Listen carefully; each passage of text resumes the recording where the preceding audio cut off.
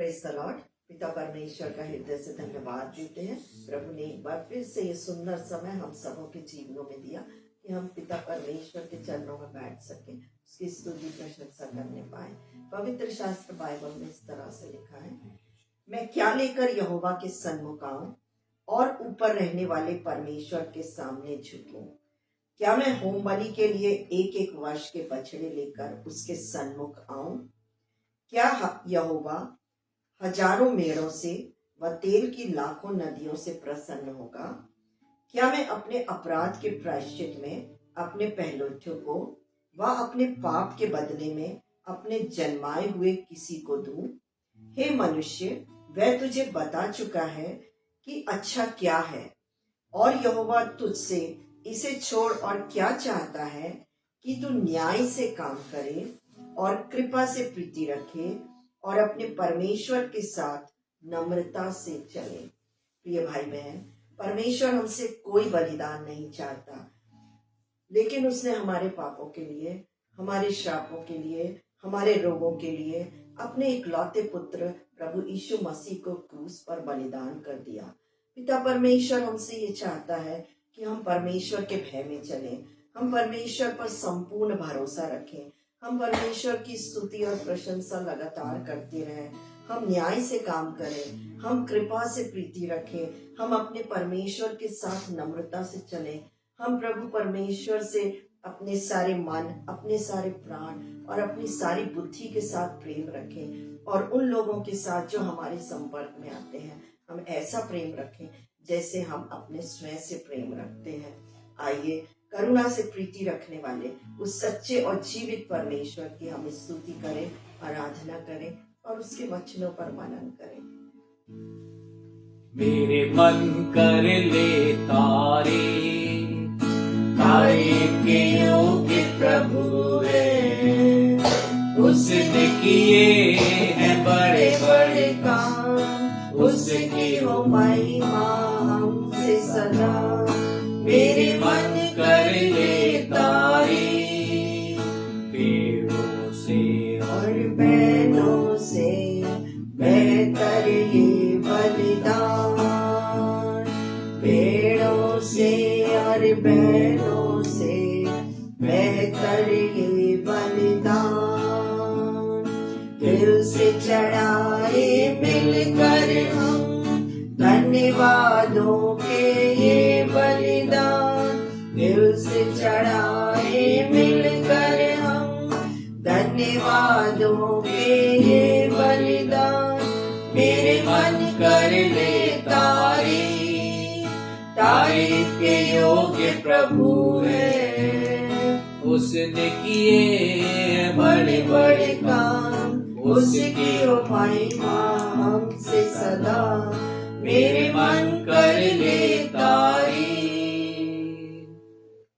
आइए हम परमेश्वर के वचन में से देखेंगे। आज के मनन के लिए हम देखेंगे सबोपदेशक उसका 9 अध्याय और उसकी 11वीं और 12वीं पद। फिर मैंने धरती पर देखा कि ना तो दौड़ में वेग दौड़ने वाले और ना युद्ध में शूरवीर जीतते, ना बुद्धिमान लोग रोटी पाते, ना समझ वाले धन और ना प्रवीणों पर अनुग्रह होता है। वे सब समय और संयोग के वश में हैं, क्योंकि मनुष्य अपना समय नहीं जानता। बस करिए, यहाँ पर वचन कहता है वे सब समय और संयोग के वश में, क्योंकि मनुष्य अपना समय नहीं जानता। मनुष्य नहीं जानता उसके जीवन का समय कितना है, कोई मनुष्य नहीं जानता। अचानक से मृत्यु उसके ऊपर आ जाती है। परमेश्वर का वचन हमको बताता है भजन संहिता और उसके 31 अध्याय और उसकी 15वीं पद में, वहां परमेश्वर का वचन यूं कहता है, मेरे दिन तेरे हाथ में, मेरे दिन तेरे हाथ में है। परमेश्वर का वचन कहता है मेरे दिन तेरे हाथ में। पर हमारे जीवन का कोई भी भाग हमारे हाथ में नहीं है, परंतु परमेश्वर के हाथ में है। परमेश्वर जो है वो हमारे जीवन को संभालता। परमेश्वर हमारे जीवन को का अंत कब होना है वो सारी बातों को जानता है। तो दिन हमारे जो है, हमारा समय जो है, इंग्लिश में लिखा है my times are in your hand. हमारा समय परमेश्वर के हाथ में है। ये किसी संयोग के वश में नहीं है, किसी और चीज के वश में नहीं है, परंतु ये परमेश्वर के वश में है। परमेश्वर जीवन का दाता है और परमेश्वर जीवन का लेने वाला भी है। ये जीवन जो है, ये इसके अंत में क्या होता है, यहाँ पर हम सबोपदेशक की पुस्तक में से 3 अध्याय में से 2-3 पद पढ़ेंगे, 19वीं पद से 21वीं पद तक पढ़ेंगे, और वहां पर क्या लिखा हुआ है। क्योंकि जैसी मनुष्यों की वैसी ही पशुओं की भी दशा होती है। हाँ, दोनों की वही दशा होती है। हाँ, जैसे एक मरता वैसे ही दूसरा भी मरता है। हाँ, सबों की श्वास एक सी है और मनुष्य पशु से कुछ बढ़कर नहीं। हाँ, सब कुछ व्यर्थ ही है। सब एक स्थान में जाते हैं। सब मिट्टी से बने हैं और सब मिट्टी में फिर मिल जाते हैं। हाँ। क्या मनुष्यों का प्राण ऊपर की ओर चढ़ता है और पशुओं का प्राण नीचे की ओर जाकर मिट्टी में मिल जाता है? यह कौन जानता है? यह कोई भी नहीं जानता है। यहां पर हम देखते हैं कि सब लोग मरते हैं।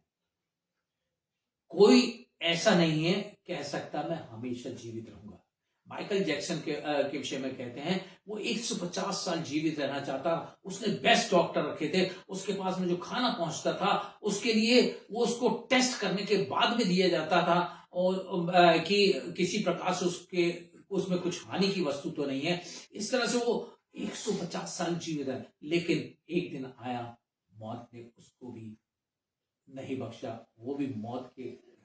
तो आज मेरे पास में मेरे दोस्त का एक संदेश आया, जिसमें इस तरह से लिखा हुआ था, जिसकी कोई गारंटी नहीं है उसका नाम जिंदगी है, और जिसकी फुल गारंटी है उसका नाम मौत है। हम जानते सबको मरना, एक दिन सबको मरना है, सबको मरना। लेकिन सबको मरना तो है, परंतु प्राण निकलने के बाद में मनुष्य तो यहाँ उसकी देह यहीं पर रहती, लेकिन मनुष्य के अंदर एक आत्मा जो है वो अमर है, वो कभी मिटती नहीं है, उसको कोई मिटा नहीं सकता है। और उस आत्मा के विषय में, वो जो अमर है, जो नाशवान नहीं है, अविनाशी है, उस आत्मा के विषय में वो जाति कहां है और उसका होगा क्या, ये हमको जानना बहुत ही महत्वपूर्ण बात है। कल एक टेस्टमनी में सुन रहा था, एक हिंदू व्यक्ति की, जब वो अपने मौत के निकट बिल्कुल था, उसने ऐसा महसूस किया, उसकी आत्मा निकल के उसके शरीर से निकल करके और चली गई, और एक रोशनी उसको घेरे हुई थी, और उसने देखा एक व्यक्ति जो है उसकी अगुवाई कर रहा है, और उस व्यक्ति के बारे में वो जानता नहीं था। उससे उसने पूछा, मुझे कहाँ जाना है, क्या करना है, उसने बहुत कुछ उससे सवाल पूछा। ये व्यक्ति जो है वो वैसे तो इंडियन ओरिजिन का था, भारतीय मूल का था, लेकिन वो कई देशों में रहा, और उसके बाद में यूएस में था, और वहां पर बीमारी के कारण से उसके साथ में ये एक्सपीरियंस हुआ। और बाद में उसने जाना कि वो व्यक्ति जो उसके साथ में बातचीत कर रहा था वो यीशु मसीह था। उसने वहां पर जब मौत के बाद में देखा, तो वहां पर उसने एक बहुत अच्छा स्थान देखा, जिसको उसने वो कहता है कि वहां पर बहुत से रहने के साथ बहुत खूबसूरत जगह थी। मैं वहां जाना चाहता था, वहां पर 12 दरवाजे थे, लेकिन वहां पर मैं अंदर जा नहीं सकता, क्योंकि वहां पर बहुत ही बड़ा व्यक्ति उसके रखवाली के लिए, जहां पर एक छोटा द्वार था उसकी रखवाली के लिए था। तो हम देखते हैं मौत के बाद एक जीवन है, मौत के बाद एक जीवन है। बाइबल हमको बताती है, लूका रचित सुसमाचार और उसके 16 अध्याय और उसकी 22-23वीं पद को पढ़ेंगे। और ऐसा हुआ, इससे पहले कि पढ़ा जाए, मैं आपसे संक्षेप में बताना चाह, एक धनवान मनुष्य था और एक गरीब मनुष्य था। धनवान जो था वो सारे ऐश आराम में रहता था, लेकिन ये गरीब व्यक्ति उसके घर के सामने पड़ा रहता था। वो चाहता था कि कुछ टुकड़े उसको मिले और उससे वो अपने जीवन यापन करे, लेकिन उसको कुछ मिलता नहीं था, परंतु कुत्ते उसके घाव को चाटते थे। और यहाँ पर हम देखते क्या लिखा हुआ है, पढ़े इसको।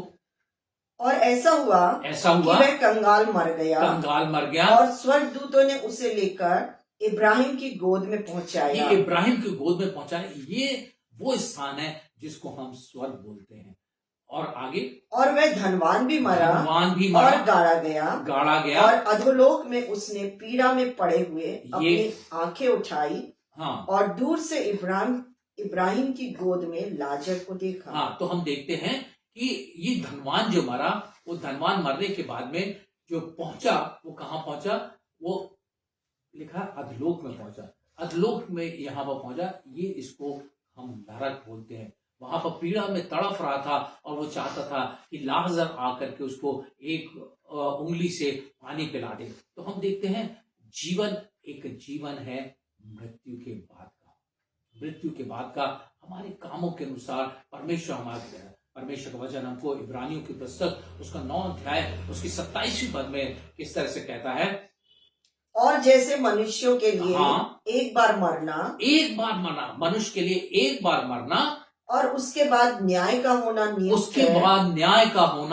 नियुक्त है, वैसे ही मसीह भी बहुतों के पापों को उठा लेने के लिए एक बार बलिदान हुआ। और जो लोग उसकी बाट जोहते हैं उनके उद्धार के लिए दूसरी बार बिना पाप के दिखाई देगा। हाँ, तो हम यहाँ पर देखते हैं कि हर एक का मृत्यु के बाद में न्याय होना, हमने जो काम किए उसके अनुसार न्याय होना, मनुष्य का न्याय होना बहुत ही जरूरी है। उस कारण परमेश्वर सारी बातों का जो हम अपने शरीर के द्वारा करते हैं, जो हम यहाँ पर इस जिंदगी में करते हैं, उस सब का परमेश्वर न्याय करने वाला है। तो हमको क्या करना पड़ेगा? हमको अपने जीवन को ठीक करना पड़ेगा। परमेश्वर का वचन हमको बताता है कि यदि हम अपने पापों को मान लें तो परमेश्वर हमको सब अधर्म से शुद्ध करने के लिए विश्वास योग्य और धर्मी है। हमको उसके लिए पश्चाताप करना पड़ेगा, हमको उसके लिए अपने पापों का अंगीकार करना पड़ेगा परमेश्वर के सामने, और यीशु मसीह को अंगीकार करना पड़ेगा। परमेश्वर का वचन हमको बताता है यूहन्ना उसके 14 अध्याय उसकी 6वीं पद में प्रभु यीशु मसीह ने क्या कहा? यीशु ने उससे कहा मार्ग और सच्चाई और जीवन मैं ही हूँ। मार्ग, सच्चाई और जीवन। यदि हम जीवन चाहते हैं तो यीशु मसीह को ग्रहण करना पड़ेगा। प्रभु यीशु मसीह ही मार्ग है, वही सत्य है और वही जीवन है। यदि हम उस स्वर्गलोक में जाना चाहते हैं, तो उस जीवन को प्राप्त करना चाहते हैं, तो प्रभु यीशु को अपने जीवन में ग्रहण करना पड़ेगा, अपने पापों की क्षमा मांगनी पड़ेगी। तो हमको क्या करना है? हमको अपने जीवन में पश्चाताप करना। परमेश्वर के वचन को हम पढ़ेंगे, पहला यूहन्ना उसका 1 अध्याय उसकी 7वीं पद से 9वीं पद तक उसको पढ़ेंगे। क्या लिखा हुआ वहां पर यदि जैसा वह ज्योति में है, वैसा ही हम भी ज्योति में चले, तो एक दूसरे से सहभागिता रखते हैं, और उसके पुत्र यीशु का लहू हमें सब पापों से शुद्ध करता है। यीशु मसीह का लहू हमें सब पापों से शुद्ध करता है, लेकिन उसके लिए हमको अंगीकार करना जरूरी है। आगे बढ़े।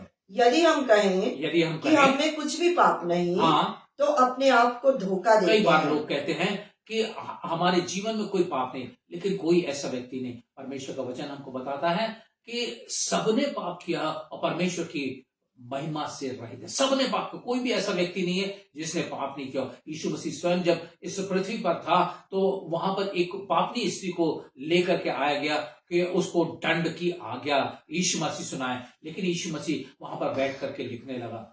और जब उससे पूछते रहे तो उसने खड़े होकर बोला, जो निष्पाप हो वो पहला पत्थर मारे। वहां से सारे लोग चले गए, क्योंकि उनको पता था कि सबने पाप किया है। सब वो छोड़ के चले गए, लेकिन वो स्त्री वहां पर थी। यीशु मसीह ने देखा तो यीशु मसीह ने कहा कि जा फिर पाप नहीं करना। किसी ने तुझे दंड की आज्ञा नहीं दी, मैं भी तुझे दंड की आज्ञा नहीं दूं। प्रभु यीशु मसीह क्षमा करने वाला है। तो हम यहाँ पर आगे पढ़ते हैं, क्या लिखा है? यदि हम अपने पापों को मान लें, तो वह हमारे पापों को क्षमा करने और हमें सब अधर्म से शुद्ध करने में विश्वास योग्य और धर्मी है। यीशु मसीह विश्वास योग्य और धर्मी है। यदि हम अपने पापों को मान लें तो वो हमारे पापों को क्षमा करेगा और हमको एक नया जीवन प्रदान करेगा, और हम भी उस अनंत जीवन में, जहां पर वो इतने सारे मकान बने हुए हैं, रहने के बहुत से स्थान बने हुए हैं, वहां पर परमेश्वर हमको रहने के लिए जगह देगा, जो बहुत ही अच्छा स्थान है। वहां पर परमेश्वर हमको देगा जो स्वर्ग कहलाता है।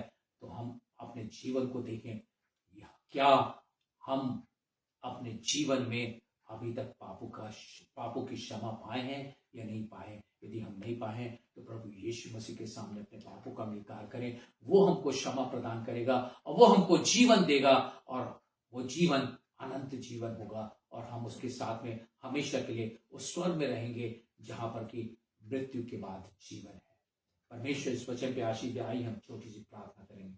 परमेश्वर, जो तेरे वचन है उसको पिता परमेश्वर हमने लोगों के साथ में बांटा है, लोग जीवन पाए, बहुतायत का जीवन पाए, अनंत जीवन पाए, यही हमारी इच्छा है पिता परमेश्वर।